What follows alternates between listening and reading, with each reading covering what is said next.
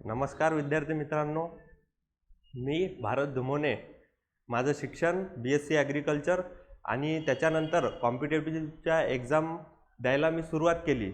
त्याच्यामध्ये मी RRB SOच्या मेन्सला एक वेळा अपियर्ड आहे आणि त्याच्यानंतर इफकोचा इंडियन फार्मर फर्टिलायझर कोऑपरेशन ही जी कंपनी आहे याचा 2 वेळा इंटरव्ह्यू दिलेला आहे आणि नुकताच झालेली RRB ऑफिस असिस्टंट याची मेन्ससुद्धा मी दिलेली आहे. तर आजचा हा व्हिडिओ काढण्याचं उद्दिष्ट असं की ॲग्रिकल्चर फील्डमध्ये ज्या काही येणाऱ्या आता समोर ॲग्रिकल्चरमध्ये येणाऱ्या एक्झाम्स आहेत त्या एक्झामसाठी IBPS SO असो, ॲग्री MPSC असो, नाबार्ड असो किंवा MCR असो, त्या एक्झामसाठी विद्यार्थ्यांनी कसं प्रिपेअर करायचं किंवा त्याचा आराखडा काय आहे हे आपण शॉर्टमध्ये समजून घेऊ.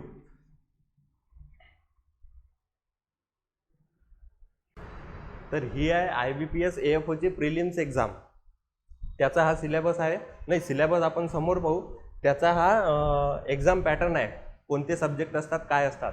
तर IBPS AFO एक्झाम ही एक्झाम दरवर्षी डिसेंबरमध्ये कंडक्ट केल्या जाते प्रिलिम्स एक्झाम आणि त्याच्यानंतर साधारणतः एका महिन्यात मेन्स एक्झाम होते आणि मेन्स नंतर इंटरव्ह्यू होतो. इंटरव्ह्यू नंतर तुमचं डॉक्युमेंट व्हेरिफिकेशन आणि नंतर तुम्हाला जॉईनिंग लेटर येते. तर सर्वात आधी पाहू आपण इंग्लिश सब्जेक्ट. या सब्जेक्टमध्ये 50 क्वेश्चन्स असतात. ते असतात 25 मार्कांसाठी, म्हणजे एका क्वेश्चन्सला अर्धा मार्क. आणि सेक्शनल टायमिंग असतो याच्यामध्ये, सेक्शनल कट ऑफसुद्धा असतो. सेक्शनल टाईम इंग्लिशसाठी तो आहे 40 मिनिट. 40 मिनिटात तुम्हाला 50 क्वेश्चन सॉल्व करायचे आहेत. त्याच्यानंतर दुसरा सब्जेक्ट आहे रिझनिंग.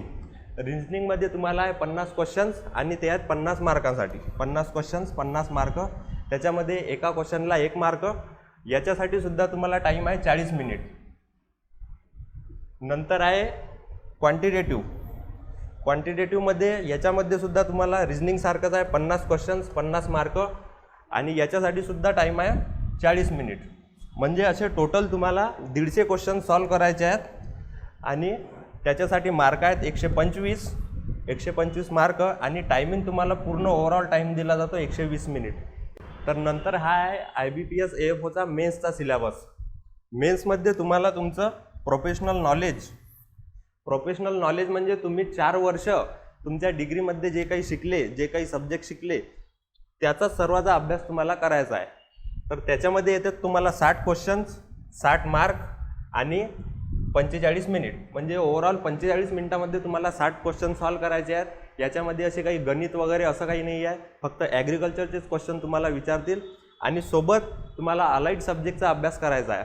तर अलाइड सब्जेक्ट म्हणजे काय, जे आपण शिकलो ते तर आहेच, त्याच्यानंतर सोबत समोरचा जो सिलेबस आपण याचा काढलेला आहे त्या सिलेबसबद्दल सुद्धा आपण पाहून घेऊ. तर हा आहे सिलेबस, हा आहे प्रिलिम्सचा सिलेबस. सर्वात आधी आपण पाहू प्रिलिम्सचा सिलेबस. तर या सिलेबसमध्ये तुम्हाला इम्पॉर्टंट चॅप्टर करायचे आहेत. हा आहे क्वांटचा सिलेबस, क्वांटिटेटिव्ह. याच्यामध्ये तुम्हाला सर्वात आधी करायचा आहे डाटा इंटरप्रिटेशन. एक इम्पॉर्टंट चॅप्टर तुम्हाला सांगून देतो, डाटा इंटरप्रिटेशन. त्याच्यानंतर आहे नंबर सिरीज नंतर आहे पर्सेंटेज नंतर आहे पार्टनरशिप नंतर आहे तुमचं क्वाड्रॅटिक इक्वेशन आणि सोबतच तुम्हाला सिम्प्लिफिकेशन आणि ॲप्रॉक्सिमेशन हे असे 2 चॅप्टर सुद्धा करायचे आहेत. हे ऑरमध्ये विचारले जातात, एकतर सिम्प्लिफिकेशन किंवा ॲप्रॉक्सिमेशन. तर हा झाला क्वांटचा सिलेबस. याच्यानंतर आहे तुमचं रिझनिंगचा सिलेबस. तुम्हाला जवळपास सगळाच करायचा आहे, कारण हा बऱ्याच विद्यार्थ्यांचा एक स्ट्रॉंग पॉईंट असतो आणि रिझनिंगचे जास्तीत जास्त मुलं प्रॅक्टिस केल्यामुळे हा तुम्हाला तुमच्या ओव्हरऑल जो हे आहे कट ऑफ तो तुम्हाला काढण्यात मदत करेल. त्याच्यानंतर तुम्हाला रिझनिंगचे जे काही इम्पॉर्टंट चॅप्टर आहेत ते करायचे आहेत. त्याच्यामध्ये आहे कोडिंग डिकोडिंग, नंतर आहे सिलॉलिझम, नंतर input output, puzzles, sitting arrangement, direction sense, नंतर आहे आपलं ब्लड रिलेशन, नंतर आहे ऑर्डर अँड रँकिंग, नंतर आहे इनइक्वॅलिटीज, अल्फा न्यूमेरिक सिरीज. एवढे चॅप्टर्स इम्पॉर्टंट आहेत. आणि त्याच्यानंतर आहे इंग्लिशमध्ये तुम्हाला सर्वच करायचं आहे. इंग्लिशमध्ये तुम्हाला रीडिंग कॉम्प्रिहेन्शन्स म्हणजे जे काही आपण शाळेमध्ये शिकलो आहे, जसे आपल्याला पॅसेजेस होते पॅसेज वाचायचा आणि त्याच्यावरून त्याचे ॲन्सर सोडवायचे, ते आहे रीडिंग कम्प्रेन्शन. नंतर आहे पॅराजंबल. पॅराजंबलमध्ये तुम्हाला असे एक मोठं सेंटेन्स त्याचे तुकडे करून असे खालीवर दिलेले असेल, ते तुम्हाला सर्व जोडायचे आहेत आणि क्वेश्चन सॉल्व करायचे आहेत. नंतर आहे व्होकॅब्लरी. व्होकॅब्लरी तुमची चांगली असली पाहिजे, त्याच्यासाठी डेली न्यूजपेपर हे तुम्हाला वाचावंच लागेल. नंतर आहे एरर स्पॉटिंग. ग्रॅमॅटिकल एरर्स त्याच्यामध्ये दिले जातात. नंतर आहे क्लोज टेस्ट, म्हणजे रिकाम्या जागा भरा. असे 4 किंवा 5 तुम्हाला ऑप्शन दिलेले असतात आणि रिकाम्या जागा दिलेल्या असतात, ते तुम्हाला भरायच्या आहेत. एखादा पॅसेज वगैरे दिलेला असतो, त्याच्यामध्ये काही अशा ब्लँक दिलेल्या असतात. नंतर आहे रिअरेंजमेंट द सेंटेन्स, म्हणजे तेच सेंटेन्स तुम्हाला इकडे तिकडे करून दिलेले असतील, त्याची तुम्हाला अरेंजमेंट लावायची आहे बरोबर. नंतर आहे मेन्सचा सिलेबस. IBPS AFOचा मेन्सचा सिलेबस. ही परीक्षा जवळपास दरवर्षी जानेवारी महिन्यातच होते. त्याच्यामध्ये तुम्हाला करायचे आहेत, तुम्हाला जसं मी आधी सांगितलं की ॲग्रिकल्चरचे जे काही डिग्रीमध्ये तुम्ही शिकले ते सगळे सब्जेक्ट तुम्हाला करायचे आहेत, पण त्याच्यासोबतच अलाइड जे ॲक्टिव्हिटी आहेत, अलाइड सब्जेक्ट आहेत, ते तुम्हाला करायचे आहेत. तर त्याच्यामध्ये एक आहे ॲग्रिकल्चर इन इंडिया. आपलं भारताचं जे काही ॲग्रिकल्चर आहे ते तुम्हाला करायचंच आहे. हे ओव्हरऑल काही मी वाचून दाखवत नाही सध्या, तुम्हाला लिंकमध्ये डिस्क्रिप्शनमध्ये पूर्ण PDF अवेलेबल होऊन जाईल. नंतर आहे ॲग्रिकल्चर प्रॅक्टिसेस, त्याच्यामध्ये आहे नंतर हॉर्टिकल्चर, नंतर ॲग्रिकल्चर फायनान्स, नंतर आहे कल्टिवेशन अँड हार्वेस्टिंग, नंतर आहे soil science, agriculture economics, irrigation methods, ॲग्रोनॉमीचाच पार्ट आहे. नंतर सेल्फ हेल्प ग्रुप, हा जसा करंटचा पार्ट आहे. याच्यासोबतच काही गव्हर्नमेंट स्कीम्स असतात, त्यासुद्धा तुम्हाला करायच्या आहेत. नंतर आहे ह्या गव्हर्नमेंट स्कीम्स. दरवर्षी गव्हर्नमेंट स्कीम, नवीन स्कीम आल्या त्यासुद्धा करायच्या आहेत. नंतर ज्या काही जुन्या स्कीम्स आहेत त्याच्यामध्ये काय बदल होत आहे, त्याच्यासाठी काय अलॉकेशन येत आहे, ते सुद्धा तुम्हाला करायचं आहे. नंतर नाबार्डचा रिपोर्ट, हे सुद्धा तुम्हाला करायचं आहे. नाबार्डचा रिपोर्ट दरवर्षी पब्लिश होतो. तर असा हा सिलेबस आहे.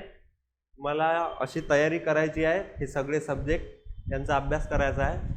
तर याच्यामध्ये अभ्यास करताना आतापर्यंतचा जो काही अनुभव होता, तर त्याच्यामध्ये याच्या आधी 2 वर्ष जे झाले, मागच्या वर्षी पण आणि त्याच्या मागच्या वर्षी पण, ॲग्रिकल्चरमध्ये जो काही मेन्सचा पेपर आला तो तुमचा पूर्ण जनरल ॲग्रिकल्चरवर आला. म्हणजे तुम्ही 4 वर्ष जे काही डिग्रीत शिकले त्याच्यावरच तो पूर्ण पेपर आला.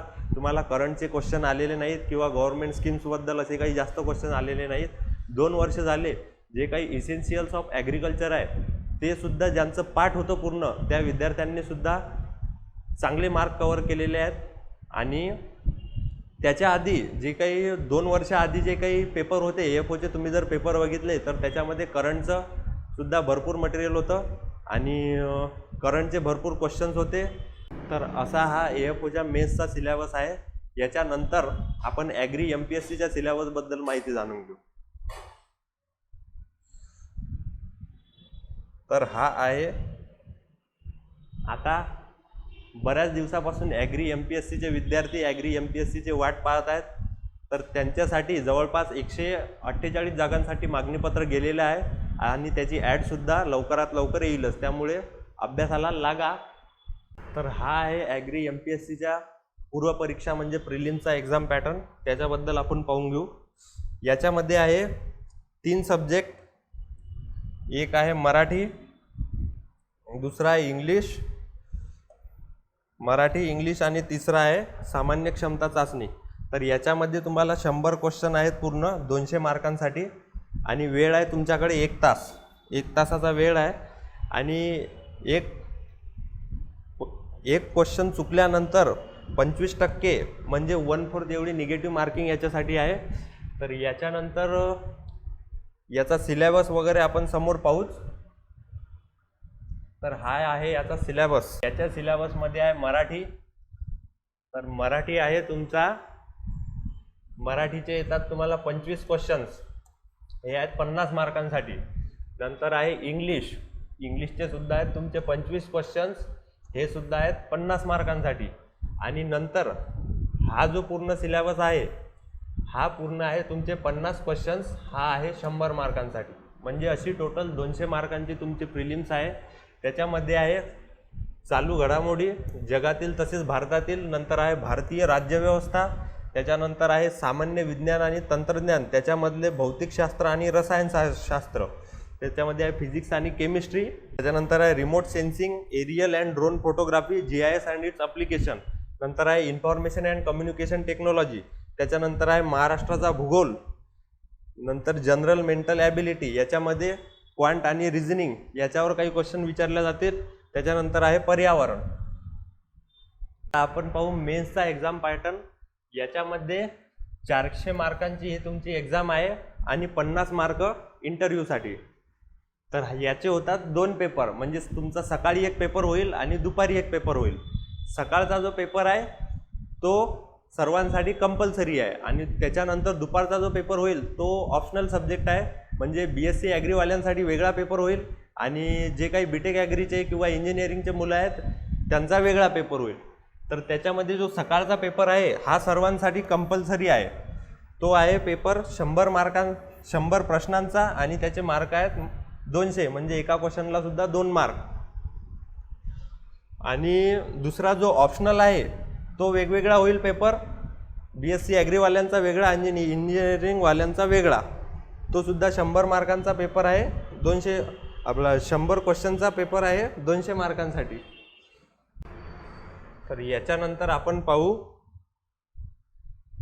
मेन्सचा पेपर. जो पेपर सकाळी होतो तो पेपर, तर तो पेपर सर्वांसाठी कंपल्सरी आहे.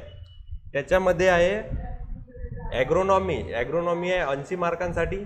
बाकी हा त्याचा डिटेल सिलेबस आहे, त्याची PDF तुम्हाला प्रोव्हाइड होऊन जाईल. त्याच्यानंतर आहे सॉईल सायन्स, हे आहे 40 मार्कांसाठी आणि नंतर आहे ॲग्रिकल्चर इंजिनिअरिंग 80 मार्कांसाठी. तर असा हा सकाळचा पेपर तुमचा 200 मार्कांचा आणि त्याच्यानंतर तुमचा पेपर जो आहे दुपारचा तो ऑप्शनल आहे.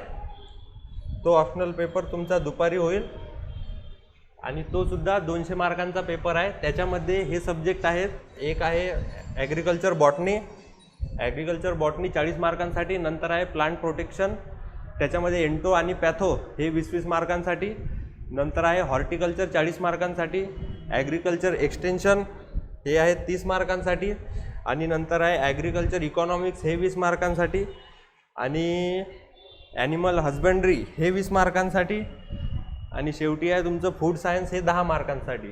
तर असा हा पेपर 200 मार्कांचा दुपारचा पेपर आहे. त्याच्यानंतर तर हा सेकंड पेपर आहे इंजिनिअरिंगवाल्यांचा. याच्यामध्ये आहे हा पेपर तुमचा दुपारी होईल ॲग्रिकल्चर इंजिनिअरिंगवाल्या मुलांचा. त्याच्यामधले हे सब्जेक्ट आहेत farm power and farm machinery, हा आहे तुमचा 40 मार्कसाठी. नंतर आहे ॲग्रिकल्चर प्रोसेस इंजिनिअरिंग, हा सुद्धा आहे 40 मार्कांसाठी. नंतर electrical and other engineering energy sources हा आहे 20 मार्कांसाठी. फार्म स्ट्रक्चर्स हा 10 मार्कांसाठी. Soil and water conservation engineering हा 60 मार्कांसाठी आणि इरिगेशन अँड ड्रेनेज इंजिनिअरिंग हा आहे 30 मार्कांसाठी. असा हा पेपर आहे. त्याच्यानंतर तर ॲग्री MPSCसाठी ही काही बुक्स आहेत किंवा मटेरियल काय वाचायचं हे सुद्धा बऱ्याच जणांना माहिती नसते. तर काही बुक्सची नावं आहेत. याच्यामध्ये मराठीसाठी आहे, मराठीसाठी तुम्हाला जे वाचायचे आहे एक मोरा वाळंबेचं बुक आहे आणि दुसरं एक आहे शब्दधन. त्याच्यानंतर आहे इंग्लिशसाठी बाळासाहेब शिंदे यांचं इंग्लिशचं बुक आहे आणि पाल अँड सुरी यांचं व्होकॅब्लरीचं बुक आहे. नंतर GSमध्ये करंट अफेअर्ससाठी परिक्रमा मंथली मॅगझिन आहे किंवा इयर बुक सिम्प्लिफाईड हे आहे. त्याच्यानंतर आहे पॉलिटीसाठी तुम्हाला लक्ष्मीकांत किंवा कोळंबे यांचं बुक आहे किंवा तात्याचा ठोकळा याच्यामधला तुम्हाला पॉलिटीचा पोर्शन करायचा आहे. त्याच्यानंतर आहे सायन्स अँड टेक्नॉलॉजीमध्ये हे जे नवीन सब्जेक्ट ॲड झाले आहेत फिजिक्स केमिस्ट्री यांच्यासाठी लुसेंटचं एक लुसेंटचा बुक येते, त्याचा GKचा पोर्शन हा करायचा आहे. नंतर आहे remote sensing and aerial drone photography GIS and its application यांच्यासाठी 12चे NCERTचे बुक रेफर करायचे आहेत. नंतर भूगोलासाठी सौदीचं बुक आहे किंवा दीपस्तंभचं सुद्धा बुक आहे. नंतर general mental ability general mental ability याच्यामध्ये तुम्हाला रिजनिंगचे काही टॉपिक राहतील, म्हणजे जसं काही स्कॉलरशिपच्या एक्झाममध्ये जे काही क्वेश्चन विचारतात तशा टाईपचे क्वेश्चन राहतात. आणि नंतर आहे एन्व्हायरमेंटसाठी तुषार घोरपडे यांचं बुक आहे. तर असा हा ॲग्री MPSCचा आणि AFOचा सिलेबस, त्याचा एक्झाम पॅटर्न आपण बघितला आहे. हा व्हिडिओ जर तुम्हाला आवडला असेल तर लाईक करा, शेअर करा, सबस्क्राईब करा आणि तुम्हाला याच्याबद्दल काय वाटते ते कमेंटमध्ये नक्की सांगा. याच्या व्यतिरिक्त जर तुम्हाला अजून माहिती पाहिजे असेल तर तुम्ही आमच्या क्लासेसवर संपर्क करू शकता. थँक्यू.